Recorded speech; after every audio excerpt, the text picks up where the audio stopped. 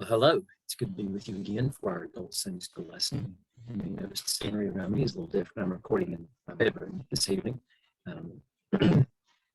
My two oldest daughters, I have some friends that are sleeping over for their birthdays. And so I do apologize for any background noise that might be surrounding me, but if you'll bear with me, we'll make it through our Sunday school lesson. So this week we are looking again in the book of Exodus, and we'll be jumping around between chapters 6 and 12, which if you're familiar with the book of Exodus and its contents, then you may realize there is quite a bit of material in there that we are just briefly going to be glancing at, and only because I'm making it a point for us to actually talk about those things. Virtually all the material with respect to the plagues are being left out in this trip through the book of Exodus. And the Gospel Project writers have made it a point to focus on that in the past. And so as a way of just kind of moving things a little to the left or right and focusing on material that doesn't always get a chance to make it into the purview that we're taking, this is what we're going to be focusing on now. But again, we'll make it a point to try to bring up some of that. But I actually do appreciate that they're not focusing heavily on the plagues, because while it does take up a bit of narrative space, it is important, as goes detail. It's not something that really is supposed to stand out as the main theme of the Exodus story in and of itself. At least the phase in which the children of Israel are still in Egypt and Moses is coming there to lead them out. Let me just make sure I'm clear on this, and I don't want to in any way shape or form undersell the point of the plagues. The point of the plagues obviously are to demonstrate God's judgment upon Egypt, and they are prolific, especially the 10th and final plague. And that's the angle that we're going to be taking, is focusing on the 10th and final plague as part of our study here. So I've got our passages here on the screen. We're going to read through them together, and then after that we'll pray and jump right on in. Okay, so Exodus 6 verses 2 through 8. Then God spoke to Moses, telling him, I am the Lord. I appeared to Abraham, Isaac, and Jacob as God Almighty, or El Shaddai. But I was not known to them by my name, the Lord, or Yahweh. I also established my covenant with them to give them the land of Canaan, the land they lived in as aliens. Furthermore, I have heard the groaning of the Israelites, whom the Egyptians were forcing to work as slaves, and I have remembered my covenant. Therefore, tell the Israelites, I am the Lord. I will bring you out from the forced labor of the Egyptians and rescue you from slavery to them. I will redeem you with an outstretched arm and great acts of judgment. I will take you as my people, and I will be your God. You will know that I am the Lord your God, who brought you up from the forced labor of the Egyptians. I will bring you into the land I swore to give Abraham, Isaac, and Jacob. I will give it to you as a possession. I am the Lord. Then chapter 12, verses 3 through 7, tell the whole community of Israel that on the 10th day of this month, they must each select an animal of the flock according to their father's families, one animal per family. If the household is too small for a whole animal, that person and the neighbor nearest his house are to select one based on the combined number of people. You should apportion the animal according to what each will eat. And you must have an unblemished animal, a year-old male. You may take it from either the sheep or the goats, and you are to keep it until the 14th day of this month. Then the whole assembly of the community of Israel will slaughter the animals at twilight. They must take some of the blood and put it on the two doorposts and the lintel of the houses where they eat them.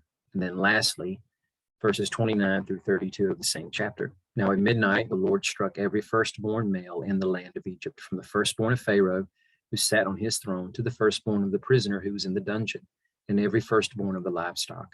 During the night, Pharaoh got up, he along with his officials and all the Egyptians, and there was a loud wailing throughout Egypt, because there wasn't a house without someone dead. He summoned Moses and Aaron during the night and said, get out immediately from among my people, both you and the Israelites, and go worship the Lord as you have said. Take even your flocks and your herds as you asked, and leave, and also bless me. If you'll join me now in prayer. Lord Jesus, this story has you, as every story in Scripture does, directly at its center. There are so many parallels here that are easy for us to see.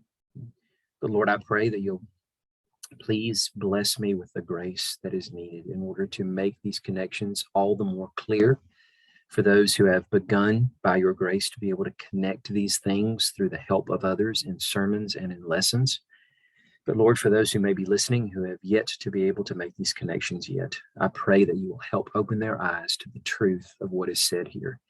But Lord, this isn't an experiment in just simply broadening our depth of knowledge with respect to your word. Help us to understand that this story feeds into, as it's built on upon so much information that's already come before it, feeds into the stories that come after it, and it helps us through the connections it makes to your story and why you came to do what you did and what is expected to come after, as goes the fact this story is setting us up for that Sinai moment when your people met with you there at the base of that mountain, when your voice was booming forth, billowing out in clouds of smoke and fire, terrifying, but yet creating a sense of awe and inspiration within your people, and how you commanded them for the mission that you laid out before them, and what that means as goes the mission you have laid out for us. Help us to begin to see these things and to take them all the more seriously. We ask this in your name, that you be glorified in all things. Amen. So I'm going to take a bit of an odd approach, perhaps, something that you might not have heard before, but that's okay. I think that's probably a little bit more par for the course, actually, with respect to the way that we do things here in this forum. But I want to talk about the subject of smashing the sea dragon. And again, I know that might be something of a provocative title. You're wondering, what in the world does dragons have to do with the story? So I encourage you to please pay attention as best you can. And if you find yourself getting a little tired, or maybe you've lost track of what I was saying, please either stop and maybe come back and pick the lesson up when you're a little bit capable to pick up and listen intently and follow along. Certainly wouldn't hurt my feelings, as I'll have absolutely no idea you're doing that. Or maybe you just back up a little bit and start from where you think you might have lost me or I have lost you, and then start listening again, because these points will connect, I promise that.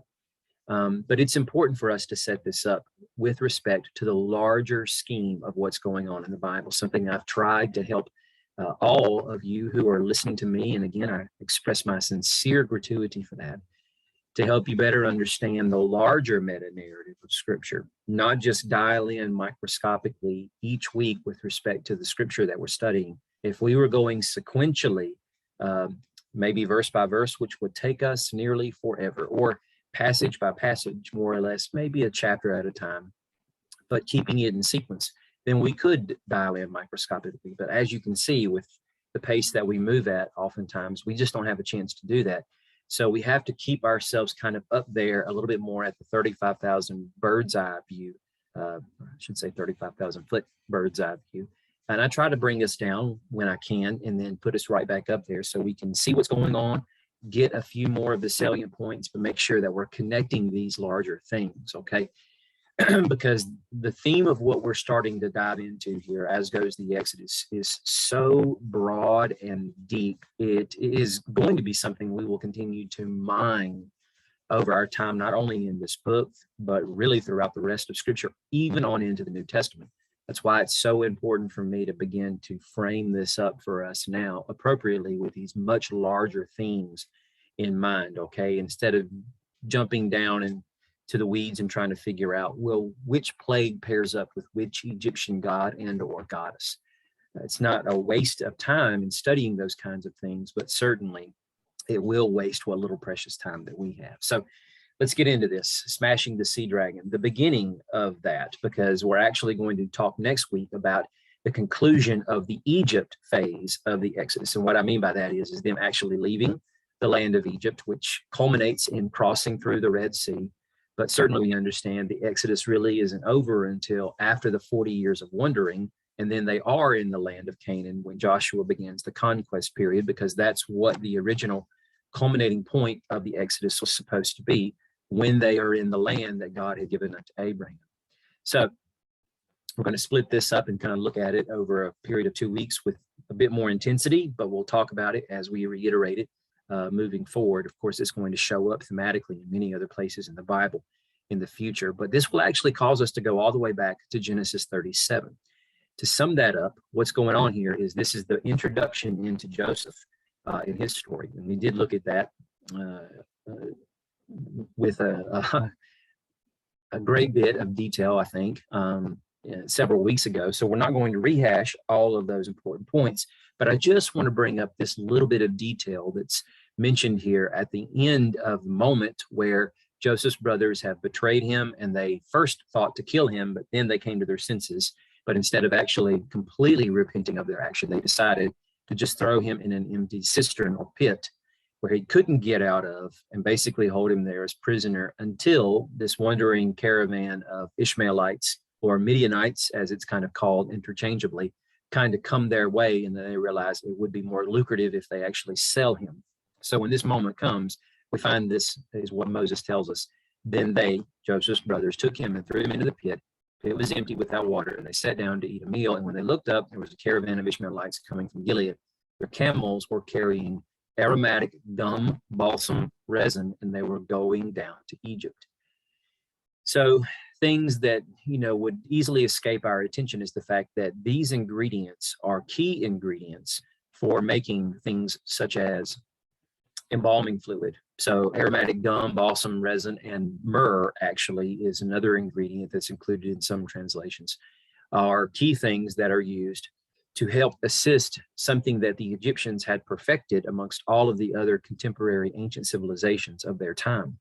And that was embalming the rich, especially Pharaoh, and preparing them for the afterlife by removing all of the vital fluids and organs from their body, and of course, filling it with all these fluids that would keep them very well preserved, as we have several examples that we have pulled from the sands in ancient Egypt that still show the level of depth, level and depth of preservation that they were able to achieve thousands of years later. But having said that, this is a clear indication that this is a practice that Egypt has not only perfected, which is something to marvel at, but it signals that the reader should understand. It means that there is something with respect to the art and practice and observance of death that we should start taking notice of in Egypt. Now, it doesn't mean that that should immediately jump out to us just by reading those verses if this was a first time through the scripture, or even the 15th, 100th time going through that. It might not necessarily stand out then, but hopefully as we start to string together some of these other details, it might start to resonate with us.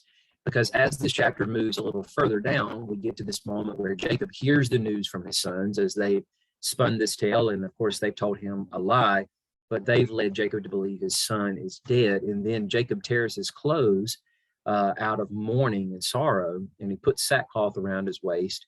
And he mourned for his son for many days. All his sons and daughters tried to comfort him, but he refuses to be comforted. And he said, "No, I will go down to Sheol to my son, mourning." But understand the link and connection between these two parts of the passage, because Joseph has descended down into Egypt.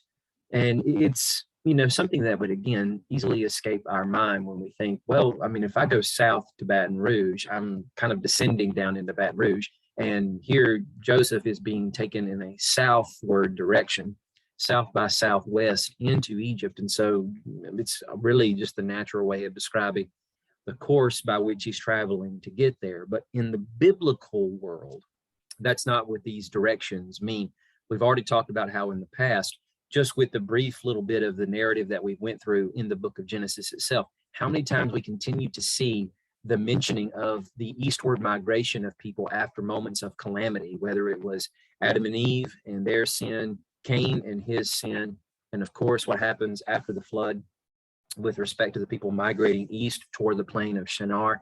And this continues to get recapitulated and recycled over and again. So the directionality in these stories oftentimes has a tendency to point to something a little bit deeper. Not always. We always have to be careful about not straining the text to make it say something. But if there is something of a theme there, which we will pick up when we look at these verses a little further down and see that Jacob also talks about descending, but he doesn't talk about descending into Egypt, because at this point he has no idea Joseph is in Egypt, but rather descending to Sheol where his son is. He thinks his son is in the realm of the dead, the grave. That's what Sheol means. But Joseph is there in Egypt. And not to say it's the land of the dead, but as we continue to build on this, when we go through the Joseph story and we get to the place where Jacob actually realizes from his sons that no, Joseph isn't dead, but he's alive. And he has seen now that a caravan has been sent to pick him up and take all of their goods and people down to Egypt because Pharaoh has said he'll make room for them and bless them. Jacob begins to migrate there himself, and the Lord meets him and he says, I will go down, descend with you into Egypt, but I will also bring you back. So if the picture is starting to be built here that Egypt, in a sense, equals death, which also equals Sheol, the realm of the dead. Jacob said he will descend where his son Joseph is. Joseph was in Egypt, but he finds out his son is actually alive. And so he will descend to where his son is, Egypt, kind of figuratively, the realm of the dead. But of course, he will come back from that place. Somewhat prefigures the idea of what he has just learned about his son. After all of those years of thinking his son was dead, now his son is alive to him again. That is a picture of resurrection. And Jacob, in a sense, is going to experience something like that. But as the Lord has told these things to him, he's made it clear to Jacob that Jacob's actually going to die in Egypt. So when he gets brought back from there, it's going to be with his body being removed from Egypt and brought back to the land of his ancestors and buried with him. He will be gathered to his people, right? Which is what is said in chapter 49, when Jacob finished giving all of these charges to his sons, he drew his feet into his bed, took his last breath, and he's gathered unto his people. And that's where chapter 50, the last chapter of Genesis, opens with Joseph kissing his father's head as he has realized his father has died and passed.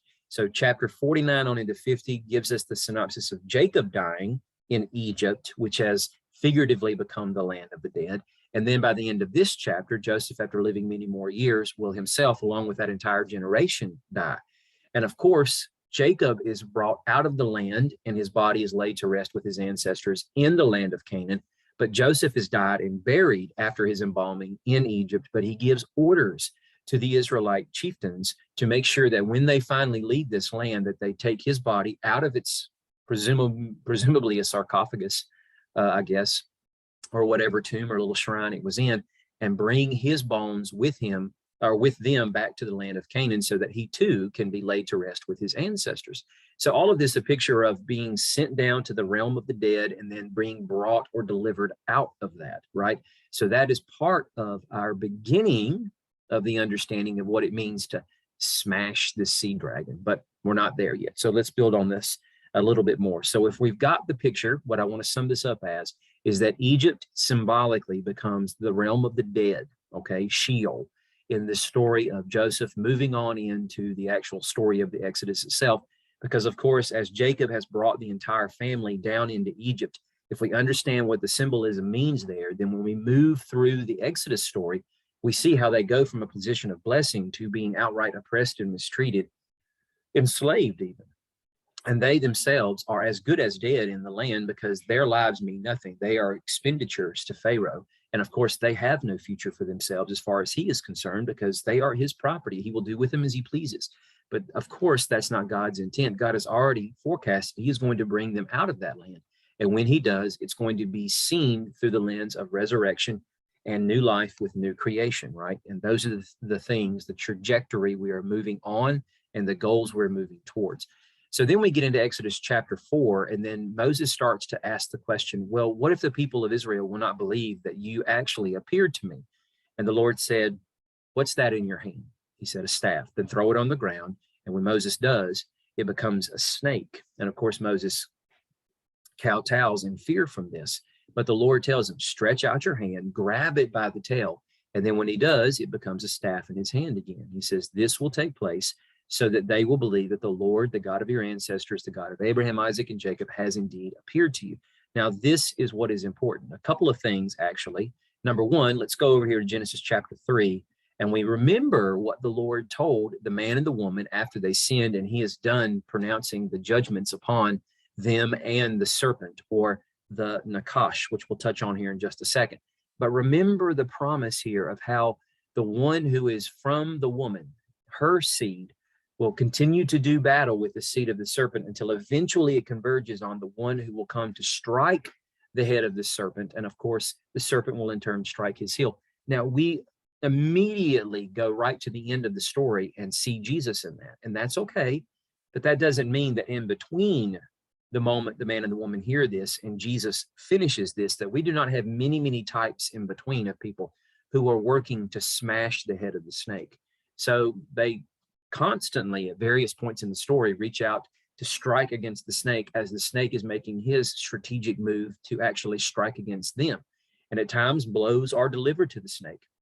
And the Lord uses these people he has brought forth from Abraham to continue to keep the serpent and his will, his agenda at bay. But these are all forecasts or types of what will happen when the Son of God comes onto the scene. And when he does, he will be the one to deliver the final death-wielding blow to the serpent, right? So we're supposed to see this in vein of what has been forecast for us here in Genesis chapter 3, as Moses potentially being one of those who may actually play a part in smashing the head of the snake. Now, when I say that, that doesn't mean that Moses is doing Jesus's job. I'm just saying that Moses is giving us a taste of what will happen later on as we continue to build through the story. Because we remember, as we're reading the story, we're doing it as if we've never read it before. And we have to continue with that line of thinking every time we come back to the beginning. It's not erasing out of our mind everything we've learned, but it's the posture we have to take to attempt to try to mine more out of it that we have not seen before. Okay, now let's focus on the left side of the screen. Both in these passages, one thing that is shared between them is the fact that the English word that's translated snake comes from the Hebrew word nakash, which really means a shiny thing or a shiny one. And it's often translated as serpent, but sometimes it can be translated as bronze in various portions of the Bible. But this is also interesting because just a few chapters later, in Exodus chapter 7, we have the Lord telling Moses and Aaron, who are now in the land of Egypt, and they're about to go before Pharaoh. And the Lord says this to these two men: when Pharaoh tells you, perform a miracle, then you tell Aaron to do the same thing that Moses was supposed to do before the elders of Israel to verify that indeed God had sent him. And then when he takes his staff, throws it down before Pharaoh, it will become a serpent. So it does that. Now, notice there's a slight tweak in the English words here of snake and serpent, but that's not something I really want to pay attention to because it could just as easily be snake. But what does matter here is that the actual Hebrew word has changed, because in Exodus 7, while the English word that's given to us is serpent, it does not come from nakash.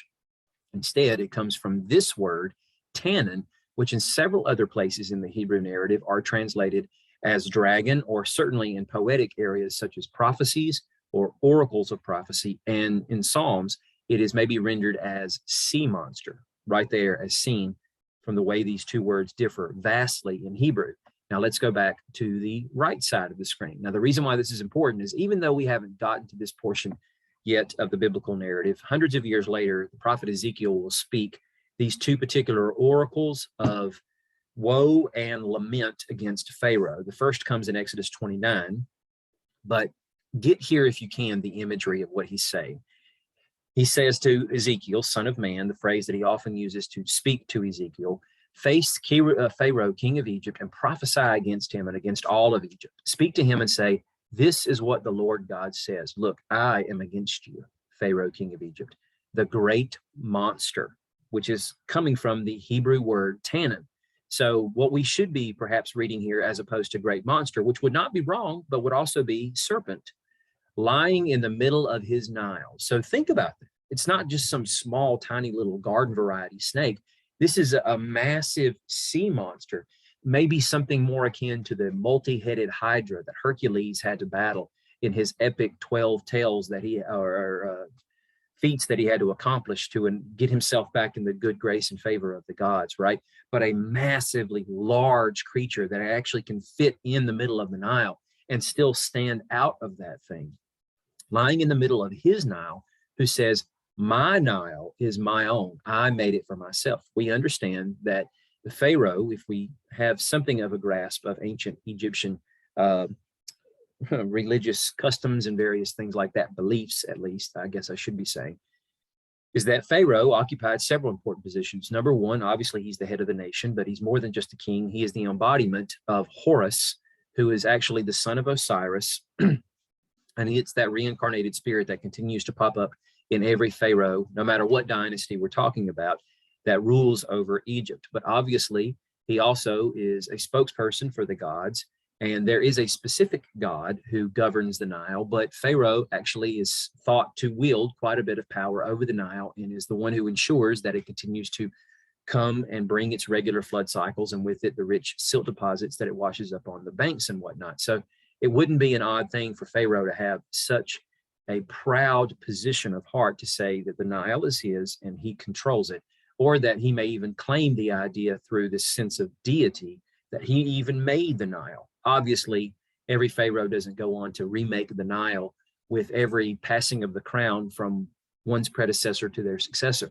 But standing in the vein of all Pharaohs, it's the idea that Pharaoh is the one responsible, and the one who's occupying that office is also the one who governs the fate of the people by making the Nile do what it does. He says, Lord says, I will put hooks in your jaws and make the fish of your streams cling to your scales. I will haul you up from the middle of your Nile, and all the fish of your streams will cling to your scales. So again, you can imagine the girth and size of this thing if the fish are actually clinging to the scales of this reptilian-like creature, right? Then when we go to Ezekiel 32, we see something very similar to this. It's a lament this time for Pharaoh. And he says, you compare yourself to a lion of the nations, but you're like a monster, or a tannin, a sea dragon in the seas. You thrash about in your rivers, the Nile, churning up the waters with your feet, muddying the rivers. But this is what the Lord God says, I'll spread out my net over you with an assembly of many people. So he's obviously speaking of the judgment that will happen when Babylon comes to conquer Egypt. And it's, of course, a corporation of many, many nations that Babylon has conquered and assimilated into their own peoples. They'll haul you up in my net, going back to chapter 29's reference. I'll abandon you on the land, throw you into the open field, and cause all the birds of the sky to settle on you, and let the wild creatures of the entire earth eat their fill of you, which would assume there's quite a bit of meat to go around to feed all those birds and those scavenging animals and whatnot, right?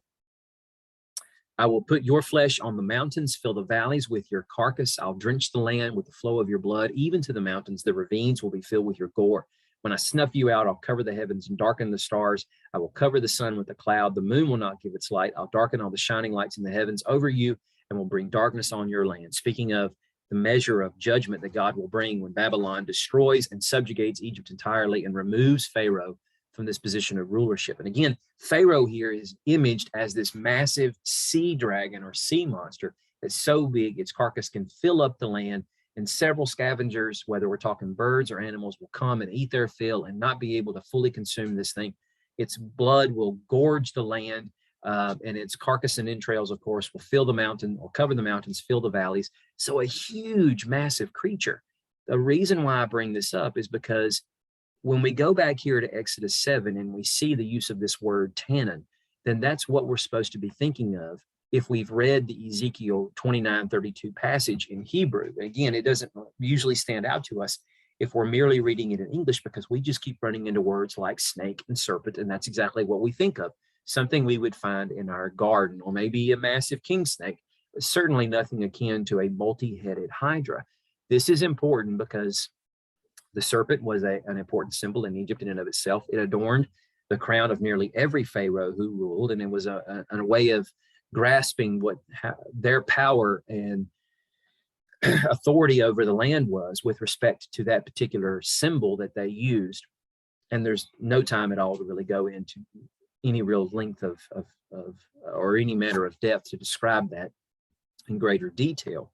But the point I'll make with respect to the scriptural narrative is that this is what the Lord is doing with respect to the reason why he chooses this sign above any other sign that he could have to speak directly to Pharaoh. When it came to Moses verifying who he was and the fact the Lord did indeed send him to the elders of Israel, that sign was performed, but Moses was also given other signs to potentially perform, such as putting his hand into his cloak and it would become white with leprosy.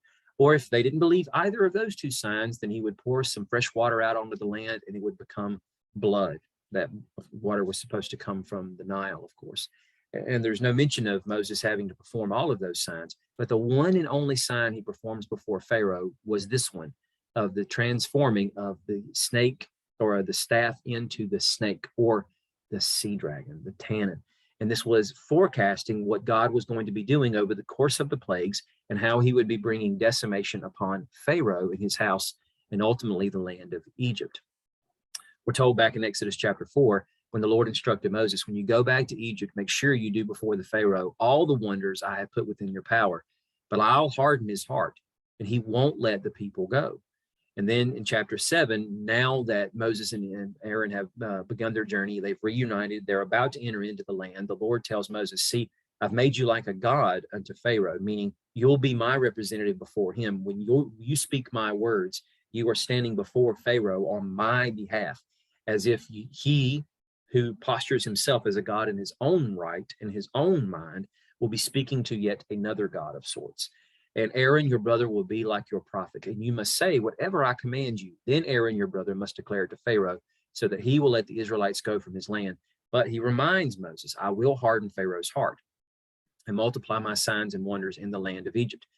And immediately after the dragon incident, when Moses threw his stick down before Pharaoh, but his magicians were able to replicate the same sign, doing the very same thing, albeit it ends with Moses's dragon eating the Pharaoh's dragons. And that is huge with respect to the implications of what was going to happen, because going back to Ezekiel 39 and 32 and 29, the idea that Pharaoh is pictured here as this massive sea dragon, and yet the dragon the Lord is bringing against him will be a dragon that consumes him in total, to the point where Pharaoh will be utterly decimated along with his house, meaning his land. But after that incident, Pharaoh's heart was hardened. Now, I just want to say here briefly, a lot of us probably are familiar with the idea that the plagues were aimed at many of the gods of Egypt. And I think that we draw good credit for that with respect to what is said in Exodus chapter 12, as the Lord promises when he goes out at the stroke of midnight to send the death angel, or the destroyer, out into the land of Egypt to take the lives of the firstborn of both man and beast, that he is going to be passing judgment upon the gods of Egypt. And if we redact that, or I should say, if we make that retroactive to all of the other preceding 9 plagues, then it would seem to suggest that the Lord is also facing down either a god or goddess, or a plethora of gods and goddesses, because many of them kind of shared power and authority with respect to different realms, as goes the ordinary everyday lives of the people of Egypt in and of itself. And so with that, it can be a little bit difficult. In some cases, it might be very clear and obvious who the god or goddess is that's being targeted, but in some it might not be. The point I want to make, though, with respect to this is that this is not where we're supposed to spend our time, effort, and energy. The gods should really fall more or less into the background, and who should remain in the foreground is the one who also is a spokesperson for the gods, and that is Pharaoh. He is the one that is brought to the front and center of every one of these plagues. And the fact is that as he is the one who is addressed, we see both an address and a response, an address on the part of Moses and or Aaron, and a response on the part of Pharaoh. Now, there is some degree of order with respect to the way these are brought out. And I just want to bring a measure of attention to the idea that on the first, the fourth, and the seventh plagues, we have some degree of commonality with how these things play out, with the Lord telling Moses and Aaron to go to Pharaoh in the morning, to rise early before Pharaoh actually makes his way down into the Nile to take his ritual bath. Again, remember, the Nile is his own. He made it himself. He does with it what he pleases. And we hear the Lord saying, when you see him walk out to the water, in the first plague, stand out there by the bank of the Nile, and we know what happens next after that. But on the fourth plague, we see the same thing. Go early in the morning, present yourself to Pharaoh when you see him going out to the water. Why is it important that these 2 plagues are done right before Pharaoh goes out to the water? It's not so important the plague that comes immediately afterwards. It's the message that's being communicated with respect to Pharaoh, this Tannin, this sea dragon, who thinks he rules over his land. And because of this, he is sovereign over all. No one's going to dictate to him what he's going to do. And by virtue of that, it causes him to want to harden his heart after each cycle of a plague comes. And then the Lord relents, removes the plague, and Pharaoh changes his mind. He exerts what in his mind is his sovereign authority over Moses and the people and their God. He can do as he pleases, and no one can really stop him, despite the fact he can't do anything really to battle against these plagues that the Lord sends. And we see something very similar with the seventh plague, albeit it's not quite exactly the same, because Moses and Aaron are told to get up early in the morning, present themselves to Pharaoh. No mention of them going out to the Nile to face Pharaoh, but it's presumed that would be the case. And then looking more, a little bit more intently at the repetition in the plagues here, we go to the second, the fifth, and the eighth plague. In each of these, we are told that Moses and Aaron are told to go into Pharaoh. Again, down here, the fifth plague, go into Pharaoh and say unto him. And then with the eighth plague, go to Pharaoh. And then they start to speak forth exactly what the Lord tells them with respect to, in the first and second plague, let my people go. It's not said with the third plague. In the fourth and fifth plague, let my people go, but it's not said in the sixth plague. It's said in the seventh and eighth plague, let my people go that they may worship me, but it's not said in the ninth plague. So that's part of the repetitious patterns that we are noticing here, and also part of the rhythm of the plagues as they develop. And then when we get to the third, the sixth, and the ninth plague, we have something very similar to this particular formula that's used. It's used twice when we have the Lord telling Moses not to do this in front of Pharaoh, but simply to stretch out your hand. First is to strike the dust, it becomes gnats. Then the next time in the sixth plague, this is used.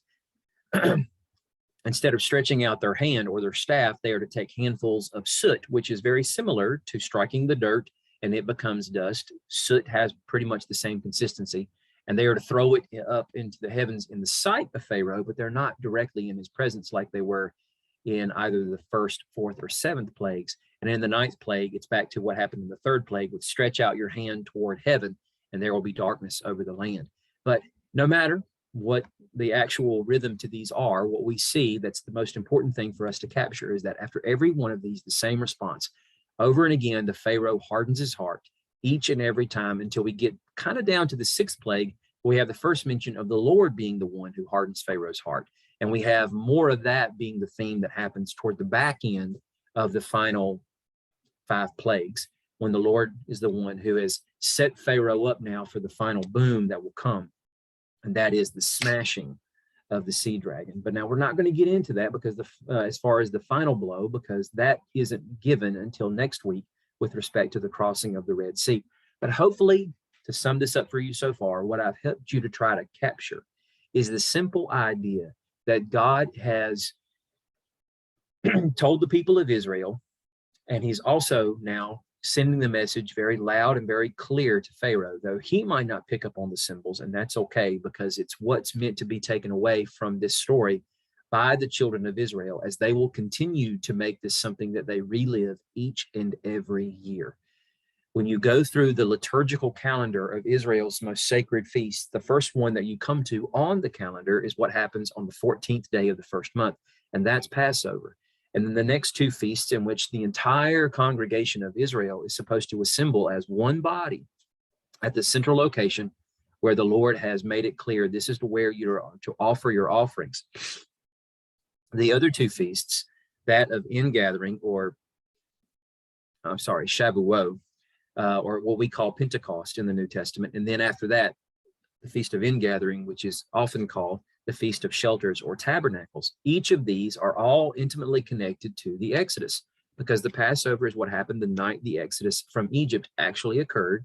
And then 50 days later is to celebrate the giving of the law, or Torah, to Moses at Sinai. So it took them roughly a little bit more than almost a month and a half, close to 2 months, before they finally got to Sinai.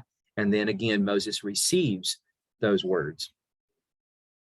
But aside from that, then we get to the Feast of Tabernacles, which was meant to harken back to the time when their people actually lived out in shelters or tents in the wilderness as they were wandering through it for 40 years before they got the chance to come into the land, set the life of the nomad aside, and finally start dwelling in towns and villages that the Lord had brought them into and they themselves had not built, right? But they're to go back to that lifestyle for a week so that they can remember. And basically every generation of Israelite man, woman, and child will get the chance to over and again relive what it was like to go through the actual Exodus in the vein that first generation had the chance to.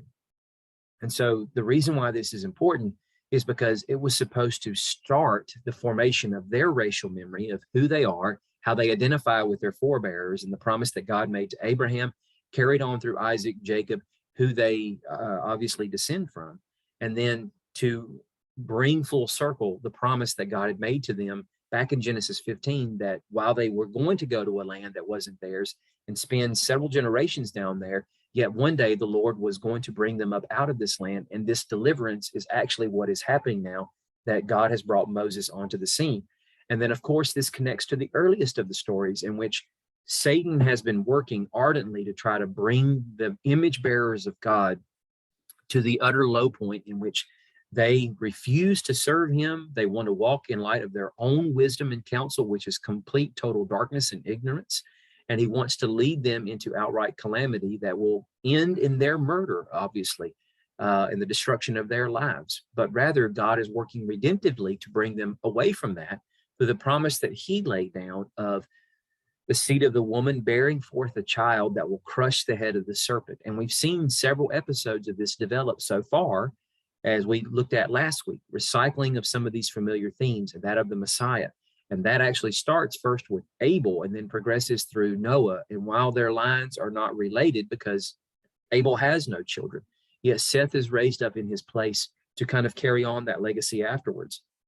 And then from Noah on to Abram, who becomes Abraham, and then the direct line of descent through, while he has many sons, it's really the one son that God counts as being the most important, Isaac and Jacob.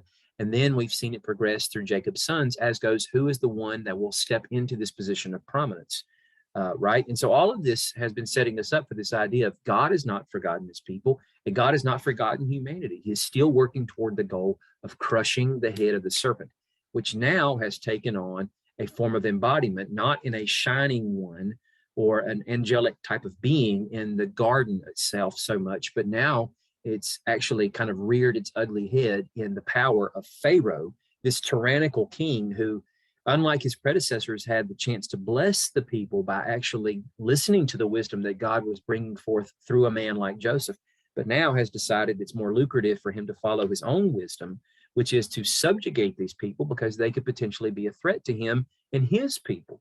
And by virtue of that, make their life absolutely miserable, and of course, make himself all the more enriched at their expense. And he's bringing a threat against the promise by keeping them there in the land and attempting to even wipe out an entire generation of boys, which potentially could have caused great harm and devastation to the very line of Messiah. Having said that, though, with respect to the story, God has shown what his response is. And as he's already done several times in the narrative through the Genesis account, now we're seeing him do this in a much more prolific way as he's bringing his this form of judgment, not against a person like Lamech, or even the entirety of the human race, as goes the story of the flood, which is quite more profound than it is with the nation of Egypt. But this is the first time that God has actually taken on the head of a state or a nation, the closest thing to a superpower in the day and time in which the story would have transpired.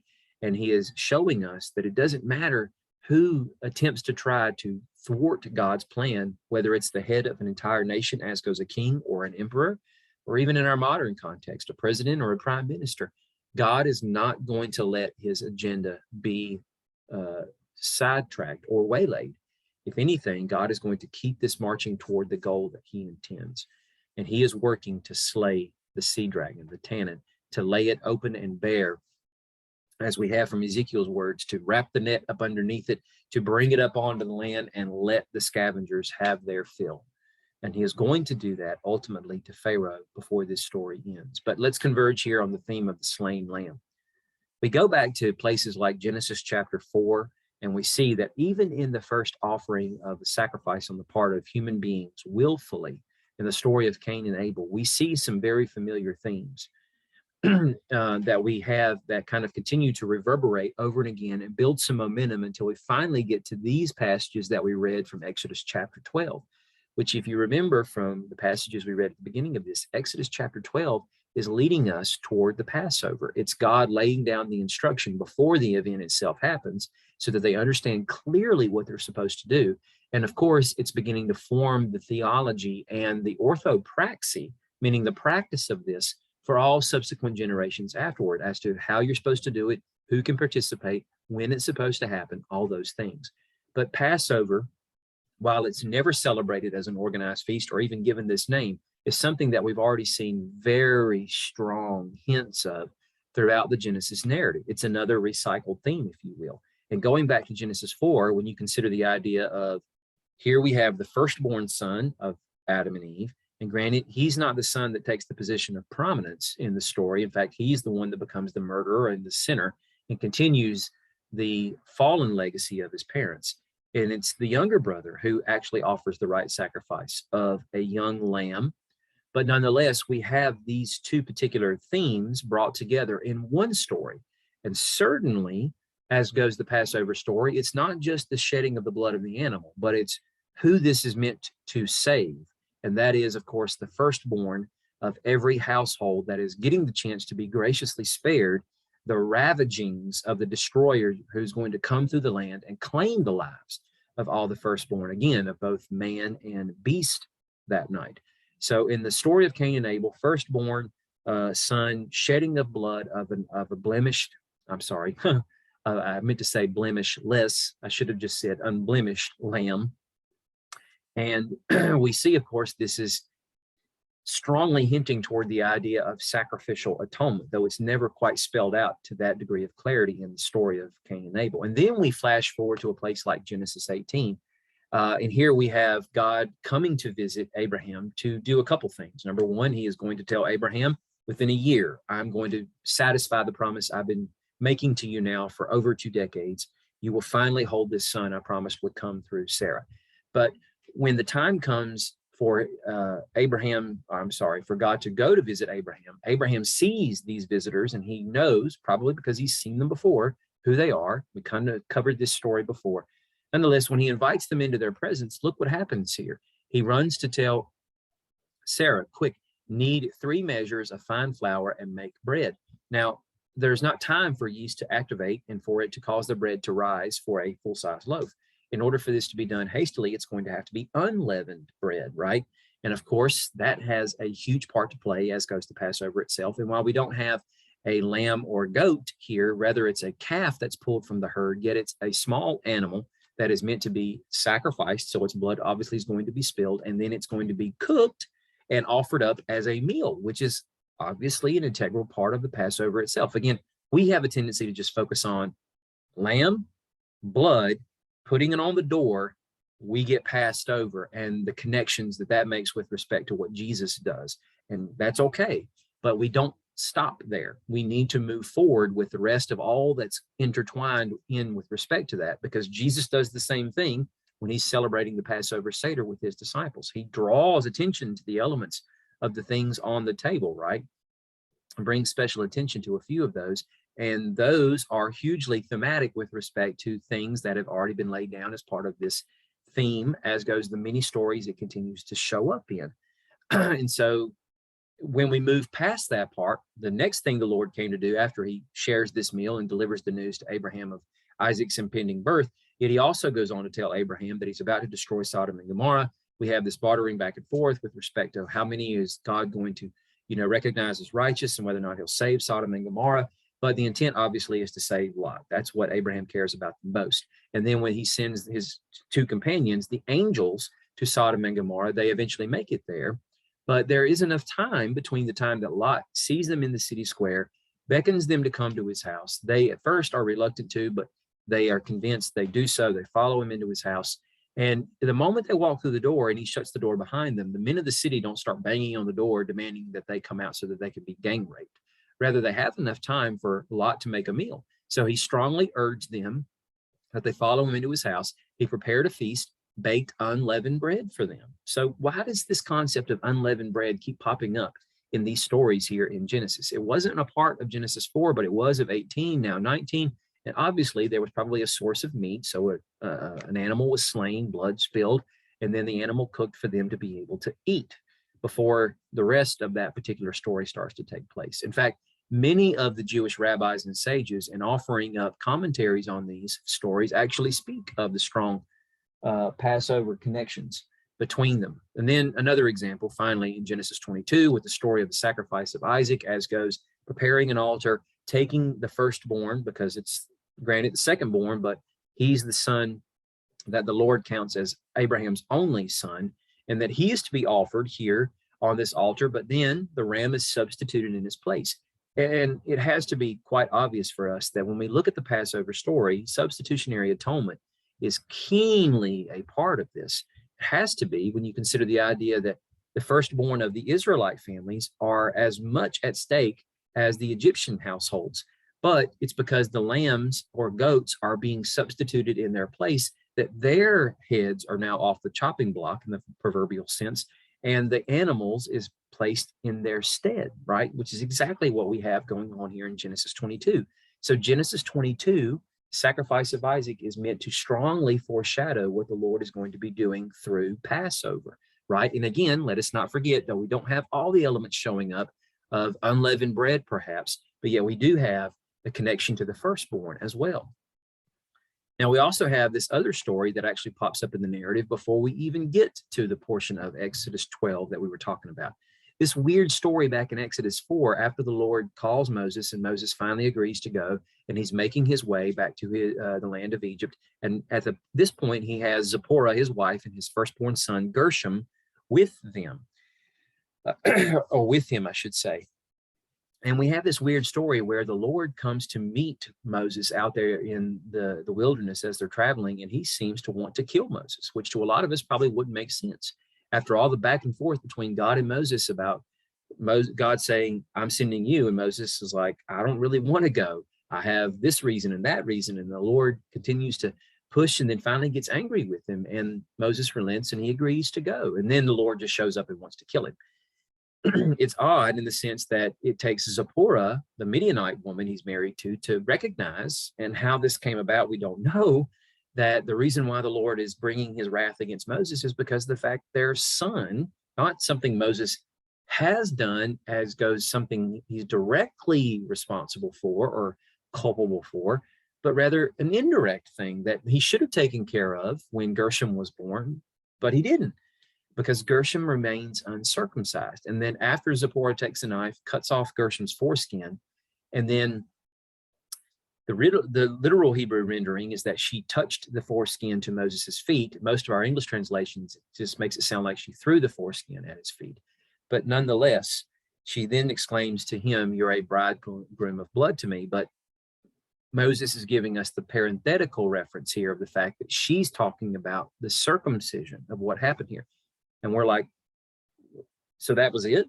And the Lord relents and he just leaves. And then Moses continues the journey while his wife and son go back to stay with his extended family.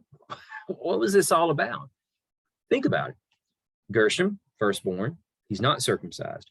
What's going to be one of the absolutely unwaverable, non-negotiable commands as goes the Passover? Only circumcised males have the option to observe this. Obviously, females get the chance to observe it as well. They're not kept from this, but they don't have to be circumcised. But men who are not circumcised 8 days after their birth are considered to be, as the foreskin is cut off, they are cut off from the entire congregation of Israel. They are not a descendant of Abraham any longer at that point, right? And so because Moses hasn't kept this, this is part of the judgment the Lord is bringing upon him. But certainly it's meant to understand and help us, or I should say we are meant to understand, and it's meant to help us see that something the rabbis used to speak of with respect to the idea that on the first Passover Eve, when the blood of the lamb was spilled and then applied to the door, that when the death angel came, it was the two bloods that he saw, that of the lamb. And of course, there's no biblical record of this happening because it didn't happen. There is no actual application of blood that comes from a circumcision that happened that night or blood from the foreskin. But the understanding is that every firstborn son in Egypt who is spared by means of the blood applied to the door from the ravaging of the destroyer is a firstborn circumcised son that belongs to Abraham's people. And so by virtue of the fact that he is also a covenant member of Abraham's family, and that blood was already spilled, marking him as a covenant bearer, as any other son or daughter of Abraham would be, that blood is also counted to be a part of it. Now, again, the Bible doesn't teach that, but the point is that the Bible does teach very clearly that circumcised males are the ones who are, I should say, that a male has to be circumcised in order for him to partake in this feast. And by virtue of that, then what's going on here in this Exodus 4 passage is that not only is Gershom being allowed to escape in the sense that the Lord does not bring his wrath against him. Rather, he is pointing his wrath against Moses. And what we kind of can figuratively see with respect to that is God sent the destroyer against the entire land of Egypt. He could have taken the lives of anyone that the Lord had allowed him to that night, but the Lord specifically pointed him at the target of the firstborn in every household.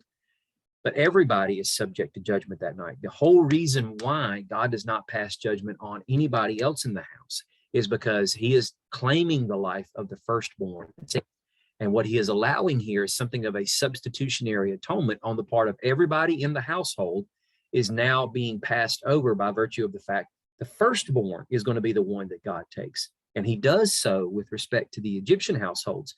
But God allows the firstborn also to be redeemed by putting the lamb or the goat in its place and its blood being shed. And so we see something of a foreshadowing of that by virtue of the fact that Moses is salvifically redeemed in this moment because the blood of his own son through his circumcision is allowed to be what touches Moses and causes the death angel to pass over him and to relent and not exact this moment of wrath and vengeance upon him. I know that's deep. You might have to go back and kind of listen to that a time or two to totally get what I'm saying. I hope I've made it clear. But it's just to set us up for the fact that God has made this prolific point so many times. And he's even spoken of it in Genesis 17 when God gives the sign of circumcision to Abraham when he changes his name from Abram to Abraham. And he says, this will be the sign that bears out the relationship that you have with every subsequent generation that comes after you, such that they must be circumcised or else they are cut off from the people because they have broken my covenant. God spoke in Genesis 15 about the fact that his people would be subjugated to enslavement for hundreds of years, but God would eventually bring judgment upon that land. And then this happens on this very night in Exodus chapter 12. But notice here that when God spoke this in Genesis 15, remember when we talked about this before, Abraham was asking the question, how will I know that I will possess this land? And God immediately jumps into this once he causes Abraham to first go and collect some animals, carve them up. So their blood and entrails are all over the place. Their carcasses have been split in half to kind of create something of a pseudo walkway or path for Abraham and somebody to walk through. You know, we don't know if Abraham understood it was going to be him and the Lord as part of this kind of covenant act. But God shows up once Abraham falls into a deep sleep. And from the terrifying darkness that caused Abraham's body to shudder in his sleep, God speaks about this impending exile his people are going to step into, but the judgment that will come upon the people who caused this oppressive slavery upon Abraham's people, and the fact that God is going to deliver him and his people out of this when the time is right for the judgment of the Amorites. And when the sun sets in this moment, then God, in the form of a pillar of fire and a smoking firebrand, or I should say pillar of smoke and a smoking and a pillar a pillar of smoke and a firebrand, walk through this path of carnage and death and destruction, which is symbolizing the fact that God later on would lead the people of Israel through a pillar of cloud and fire by day and by night out of the land of Egypt. And the carnage and destruction that would be caused by the death of man and animal several times over throughout the bringing of the plagues, but certainly and most profoundly the night that God brought judgment with the 10th and final plague and the death of the firstborn, right? And so here we have that moment in Exodus 12 when this is actually coming into real life, that first we have the whole assembly coming together, slaughtering their animals at twilight, applying the blood on the doorposts and whatnot, and then getting ready for what's about to happen soon thereafter, which is them taking flight, leaving out of the land. Then after that, when they apply the blood, the death angel's not going to come immediately, and they're not all supposed to just go running inside. They apply the blood, and then they're to roast these animals, either lamb or goat, over fire. They are meant to eat it with bitter herbs and unleavened bread, with their cloaks tucked into their belt. The idea is that they're supposed to be ready to leave, staff in hand, ready to leave and to flee out of Egypt immediately, right? And that's kind of what's supposed to be the symbolism of how they will eat this meal in every generation afterwards. And they are told specifically to take a cluster of hyssop, dip it in the blood, and then use that to apply it everywhere. Now, this is fascinating because we see these kinds of elements being used over and again. Now, remember, when they leave Egypt, they're going to be going to the land of Canaan. Before they do, they have a pit stop in the region of Sinai. And it wasn't simply to fulfill the fact that God told them, told Moses that this is the sign of how you know I'll be with you, that when you leave Egypt, you and the people will come to worship me here. Well, check, we've done that, right? Not quite yet in the story, but I'm saying it's not simply for the sake of, or for the simple fact of satisfying that objective. But God, of course, has them camp out at the base of Sinai for a year. And it's during this time in Exodus 19 that he tells them his plan for them, if they are faithful and walk in obedience to him, he is going to use them as a kingdom of priests to the world, an entire nation of intermediates between the nations who have walked away from God in their ignorance, the dispersion at Babel, to be brought back to him and be the blessing that God intended for Abraham's family to be, right?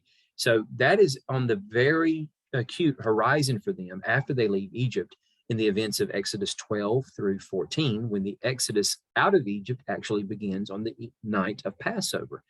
But when we get to a place like Exodus 29, we have some very familiar things coming up again with the actual ordination and installation of Aaron and his sons as the high priest and priests.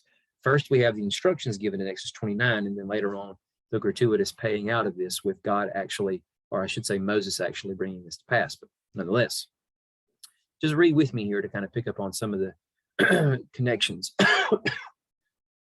Moses was told to slaughter the ram, take some of its blood, put it on Aaron's right earlobe, his son's right earlobes, on the thumbs of their right hands and the big toes of their right feet. So notice this. We have the slaughtering of a sheep, blood manipulation by collecting the blood and actually applying it strategically at certain points.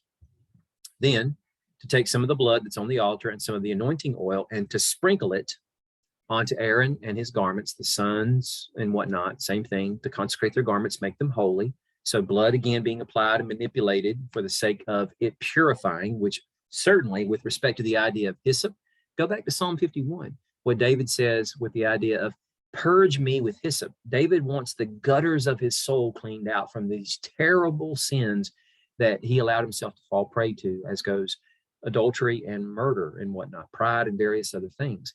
So hyssop was something of a priestly utensil, an instrument, even though it's a plant, but harnessed for the sake of using this as a sprinkling tool, for the sake of bringing purity by the essence of blood being spilt for that very purpose. And while we don't have hyssop not so much being mentioned here in this passage, the idea of sprinkling of the blood is to hearken back to that. And then, of course, the taking of a loaf of bread, a cake of bread made with oil, one wafer from the basket of unleavened bread. So all of this is meant to be unleavened bread. So to sum this up, in Exodus 29, you might be thinking, how does this even apply to the Exodus? Come on, man, makes sense. We just see the repetition of these themes. Passover happens for the redemption of God's people, the ransoming of them out of Egypt to bring them unto himself. Then later on, they're commissioned to be a nation of priests to the nations themselves.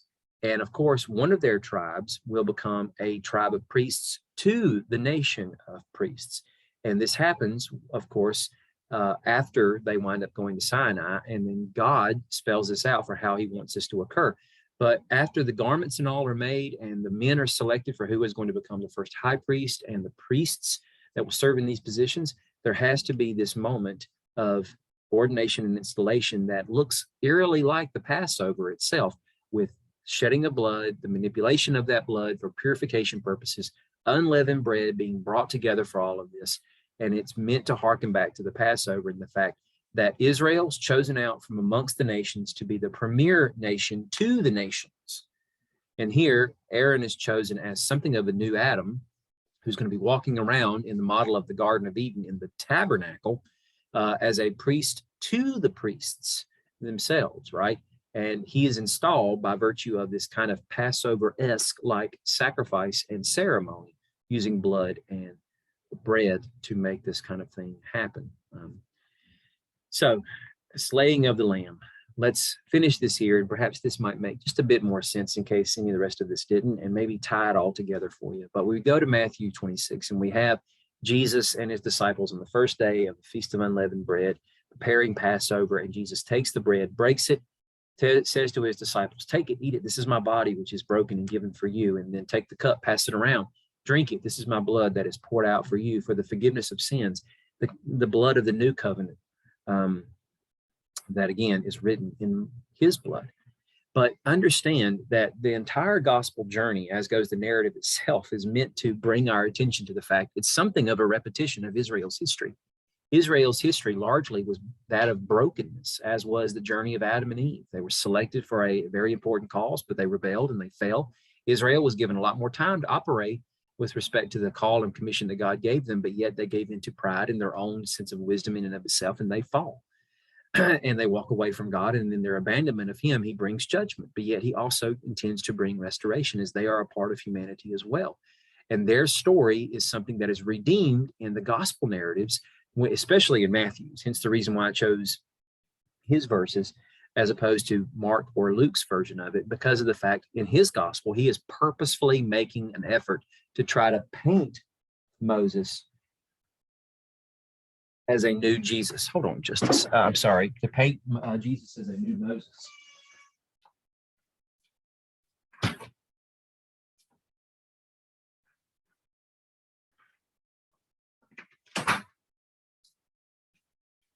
Do forgive me, I'm sorry. I thought one of our cats was trying to get into the room.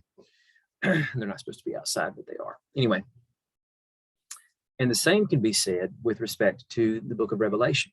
But I'm sorry, I skipped an important point. Let me get back to that. Back in looking at the Gospel of Matthew and the rest of the Gospels, with the exception of John, for the most part, it's a repetition of Israel's history. It's redeeming the broken points of it. It's bringing Israel back online, because the goal of this is to start with the restoration of ethnic Israel itself, but then make this movement through an open invitation to the Gentile nations, explode to all humanity, and begin the final exodus for all humanity away from the imprisonment of sin and into the newness of life and the newness of the new creation that the Lord is intending to bring through Jesus, right?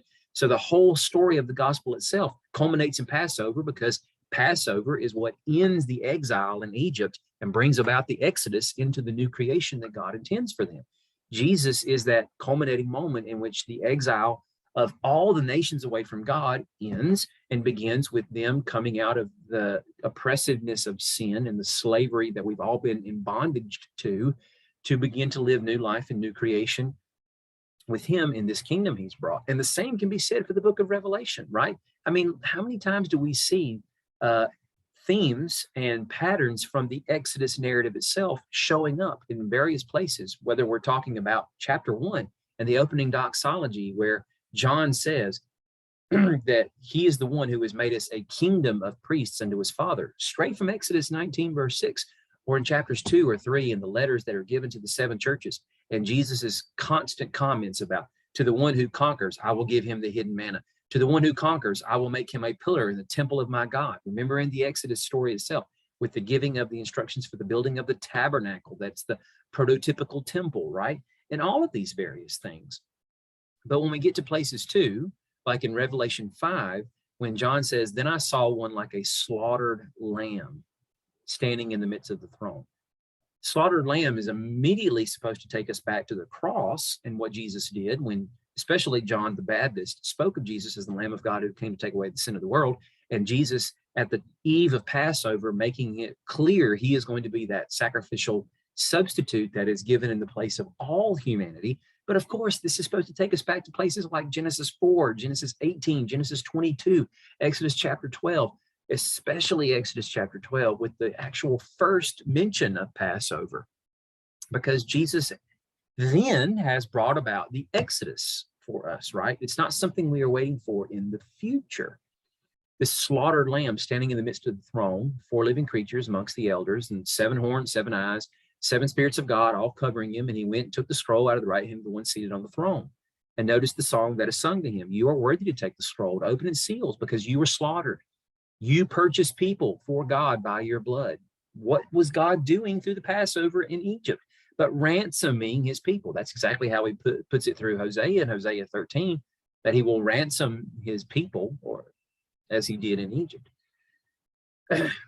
From every tribe and language and people and nation, you made them a kingdom and priests to your God, and they will reign on the earth. So more to follow on these 2 subjects next week, as we will bring this to a conclusion, as goes the smashing of the sea dragon, the Tannin, and the final blow that's given to Pharaoh in Egypt and the crossing of the Red Sea, and how the slain lamb ultimately winds up conquering, as he is the one who brings that death-dealing blow, even in the story of the Exodus itself, through all the imagery that is given to us, right? And the fact that God is intimately walking and dwelling amongst his people even before they come to him at Sinai. Let's close in prayer. Lord Jesus, we are so very grateful that you are indeed that lamb. You, Lord, are the one who is responsible for smashing the sea dragon.